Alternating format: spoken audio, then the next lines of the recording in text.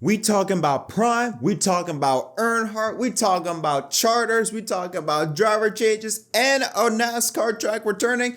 Whew, we got a lot to talk about today. Yo, what's up everyone? My name is Jet. Welcome back to an episode of Inside the Lines. Hope you're having a wonderful morning. If I look drowsy or sleepy, that's because I just woke up. Alright, so we're doing this on the fly as we go. First thing I'm doing today, I haven't eaten, but we have got to talk about some stories that are happening on the world of NASCAR because damn, we got some stuff to talk about. Let's first talk about Prime. Now we know that Amazon Prime, they're going to be covering 5 races after Fox's portion of the NASCAR season from 2025 to 2031. But the question was, what was going to be Prime's first race? Although things have been swirling around, it has been confirmed that Amazon Prime's first NASCAR race will be the Coca-Cola 600 on Memorial Day weekend. Been confirmed by NASCAR Prime. They all announced it, saying that the Coke 600 will be their very first race. Now, I see a lot of people in the comments, if you look under certain posts, a lot of people complaining about it, which, why? It's a lot of boomers on it. First off, let's understand this. Let's unpackage this whole thing. First off, number one, Dale Jr. is going to be on the broadcast. That's a plus. Number two, it's not on Fox, which I think everyone should be happy about, because for a crown jewel race like the Coke 600, you want it to be taken seriously by the broadcaster, right? Fox doesn't care about the Coke 600. At least they don't act like they care. They just make it look like a joke. They make it look like a normal race. So I think putting it on Prime is a good thing because it's a new network. And since it is their first race, a crown jewel race on top of that, you know for sure that Prime is going to make sure that they put on a stellar broadcast for a first impression. It's not like their first race is a Kansas or a Texas, no offense, but it's a Coke 600. It's a crown jewel race. You want to make a really good first impression for one of the biggest races of the year. So I know that Prime will at the very least do a much better job with Dale Jr. as their guy to look at as to how to make NASCAR broadcasting feel more authentic for the viewer at home. They're going to make sure they're going to put on a banger broadcast. Now, what about for ratings? Well, yes, there is a bit of pushback because, you're going on a paywall instead of the Coke 600, which has been on network television since 2001. So how would that translate? Well, let's take a look at a reference from Thursday Night Football. 2021, it was on Fox before moving to Prime in 2022. It didn't start out that good. Fox, I think, averaged around 16 million viewers. Prime's first year was just around 9 million or so, 9.5 million viewers. However, year two, or last year, was around 12 million viewers. So a big bump from year one to year two.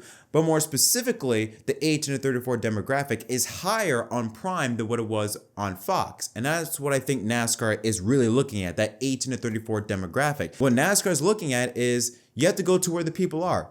People that are young or the younger demographic, like me, no offense to the older generation, but they are on Prime, they're on Netflix, they're on streaming platforms. They're not so much looking at linear TV. Again, I know the Coke 600 is on Fox, but you have to think about it for the long term. What's happening in the future?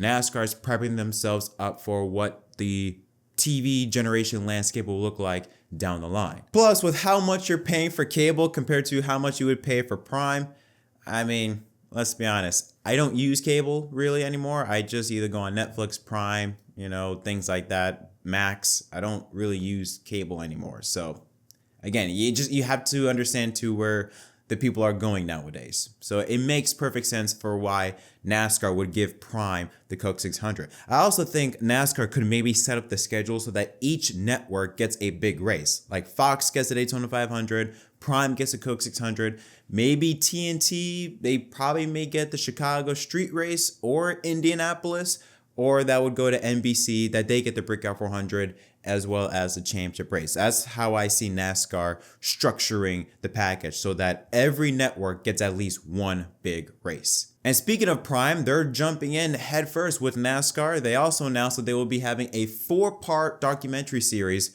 on, of course, Dale Earnhardt. They also announced that at the same time they announced that they would be getting the Coke 600. Dale Jr. made a promotion about it. One of the people that's going to be on the project is Ron Howard, who is the man behind that beautiful Formula One movie of Rush. So the fact that he's going to be on it, Dale Jr. of course is going to be on it because it's going to be co-created with Dirty Mo Media. I'm very excited to see what this Earnhardt 4-part series will look like because of the people behind the movie or behind this series. I think the only really good true documentary about the life of Dale Earnhardt was Dale. I think that was made back in 2006 or something like that, where it was narrated by Paul Newman. That was another fantastic documentary. I'm very excited to see what this documentary talks about in terms of with Earnhardt's life and things like that. I'm interested into knowing maybe any new things that have been talked about with Earnhardt, because so much of Earnhardt's life has been covered through various documentaries. I'm interested into seeing what this new Prime docuseries can show about the life of Earnhardt. But I love the fact that Amazon Prime, they are jumping in headfirst with NASCAR already. Awesome to see a broadcaster actually care. No, NBC cares, but it's nice to see another broadcaster that actually cares about NASCAR. And speaking of NBC, Jimmie Johnson, the 7-time champion, will return to the NBC Sports broadcast booth for the Indianapolis 500. That's something that he did a couple years ago.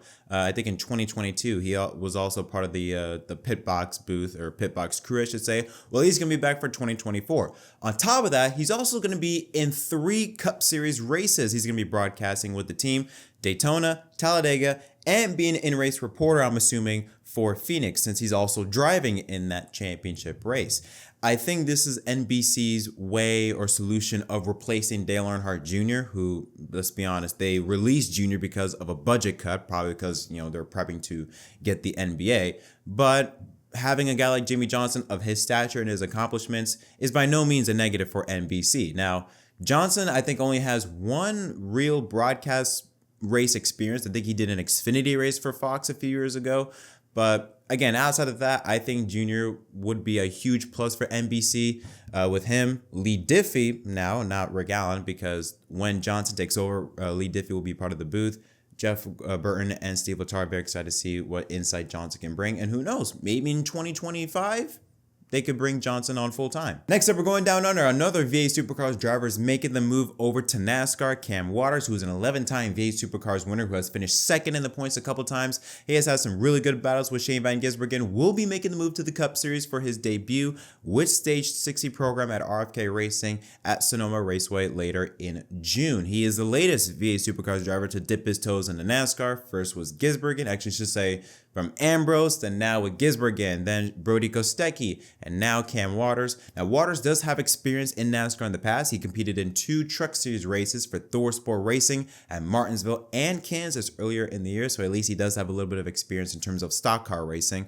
But going on a road course, I mean, I'm just saying right now, he's going to be one to watch, but not to win. I think nowadays, because NASCAR road racing is so vital now, drivers are way more experienced, have put way more effort into road racing. So it'd be cool to see Cam Waters, and probably Shane Van Gisbergen will be competing in those races as well. So it'll be nice to see those two battle it out with the Cup Series drivers. But I don't know if they're going to be race winning contenders, but still it's going to be fun to see. And now on to our big 2 stories that we're going to end this episode off. Let's first talk about Stewart-Haas Racing. Now, that team has been in the news for various things and it hasn't been good. Tony Stewart, I think, is done with NASCAR. I mean, he has shown his displeasure with NASCAR lately. I think after that whole penalty infraction, I think a couple years ago, the Charlotte Roval, when they were accused of cheating, and Stewart said he was so pissed off with NASCAR. I think ever since then, Stewart has kind of lost his love for NASCAR. On top of that, with Haas F1, Gene Haas, his project over there, it's making tons of money. I won't be surprised if Gene is more focused on the F1 team than on the NASCAR team. And with Stewart Haas focusing more on his NHRA team, nothing has been confirmed, but I don't know. I think the future of SHR is looking bleak. It's weird because when you look at the team, they are a championship winning team, but they've always only had 1 or 2 drivers actually be good. From 2011 to 2012, it was really Stewart only. 2013 was a weird year with Stewart's injury. Then 2014 until Harvick's retirement. Harvick was really the only guy except for a little bit of Kurt Busch, but there's always been only 1 or 2 good teams, with the rest being in the midfield. You see SHR now in the state that they're in now. They're getting better, but they have certainly lost their pedestal as the lead Ford team.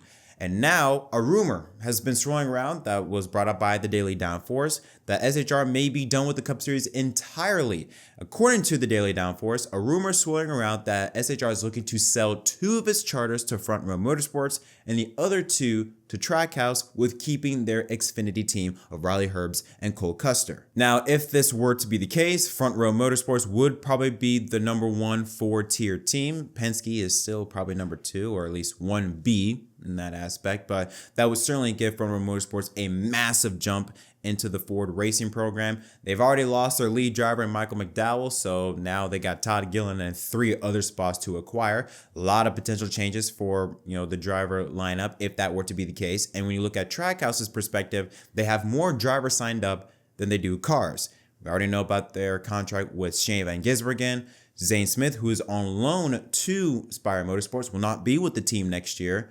If that were to be the case and Trackhouse were to acquire 2 extra charters, they could definitely fill those spots up with Gisbergen and Zane Smith. But again, these are all rumors. And I think when it comes to a situation like this, I would take this with a grain of salt, because I feel like you would hear from Stewart's mouth, like you would hear Stewart show his displeasure or show his, show him contemplating maybe leaving NASCAR. Because one thing we know about Stewart is that he never holds back. He never holds his tongue with anything when it comes to topics on racing or anything like that. So I would take it with a grain of salt, but still just keep that in the back of your head. Now, if that were to be the case, if they were to sell off all their charters, let's just play hypothetical here, or where would the drivers go? Well, rumors also been thrown around about the future of the 21 car, the Wood brothers. Harrison Burton, let's be honest, he is horrible. He's been horrible at the 21 car. Ever since he took over in 2022, he has been horrible. Well, it looks like maybe his time may be up. Rumors saying that Chase Briscoe could take over that 21 car, kicking Harrison Burton out of the curb. Also been rumors about Noah Gregson's future. There's been a lot of teams potentially that have been looking at Noah Gragson as being a future driver for their team. Now, the same cannot be said for maybe Ryan Preece or Josh Berry. Haven't heard anything about those 2 drivers, but Briscoe, rumored to be linked to maybe that 21 car. And as for Gregson, I don't know, maybe be linked over to Front Row Motorsports. Actually, hell, maybe Barry, Briscoe, and Gregson could all just maybe go to Front Row Motorsports if that were to be the case, since, think about it. Let's play hypothetical here. 2025, then, Front Row would have 3 cars they could fill up. Barry, Preece, and Gregson could take over those spots. And finally, let's talk about the 2025 schedule. We know bits and pieces from it. We know Daytona's going to start it. Phoenix is going to end it. All-Star race be at North Wilkesboro. Coke 600, Mayon Prime. We know, the Chicago race. We do know we have little bits and pieces of it. We talked about this more in depth in yesterday's episode about what can we expect for the 2025 schedule. But how about a new nugget? How about Rockingham? Rockingham was last in the Cup Series schedule in 2004, was last part of NASCAR as a whole with the Truck Series division, I believe, in 2013. Now, as part of the whole North Carolina project where they had a bunch of money being poured into racetracks because of what happened with COVID-19, that whole thing is the reason why North Wilkesboro is back, because of all the money that was being poured back into that racetrack. Also money being poured back into Rockingham with that whole incentive program. So with that, NASCAR fans have all been clamoring for, hey, why can't we return to Rockingham? It was in better state than North Wilkesboro before Speedway Motorsports cleaned it up. But what about NASCAR returning to Rockingham? That's something that's always been floated around through the garage and through the social media community. Well, Carson Hocevar may have just leaked just that. He was live streaming on Twitch yesterday, and this is what he said. Green flag, green flag. Have I heard anything about next year's schedule? Rockingham's coming back, which is really cool. They're finally going to take advantage of that one. Wasn't there a rumor about it? Is that not breaking news? Or, that's not breaking news already, is it? Somebody's already reported that. Keep in mind, we could take this one of 2 ways. Either Carson Hocevar is being genuine about this and NASCAR is returning to the Rock, or I think the likely option, Carson Hocevar is the biggest troll out there. Both things can be very true, but I believe the latter one more. I think Carson Hocevar, we know how he is on social media, how he can be a troll. He is someone that likes to, make some fun content for fans. We know how great his program is going with the All-Star voting. It's been absolutely hilarious to see how he's going about it. So I would not be surprised one bit if this is just a troll. But again, let's be hopeful for a second. Rockingham back in the NASCAR Cup Series? I mean, what? First off, let's just, again, if that were to be the case, well, you gotta take a track out. Which track would you take out? More than likely, it would be a race with 2 dates. We know that more than likely, if Mexico were to come to NASCAR, it takes away a Richmond date. So what, do you maybe look at maybe taking away a Kansas date? Do you, what would you look at if Rockingham were to come back? But if I hope it's true, I have a feeling it's not true. More than likely it's not true, but I would hope it's true to see NASCAR return to the Rock. I feel like that would be so cool to see. But that's all we got to discuss here for this episode of Inside the Lines. Let me know your thoughts on any of the stories I talked about in the comment section down below. Don't forget to leave a like and subscribe for more content. And until next time, my name is Jett from MDK. Thanks for watching.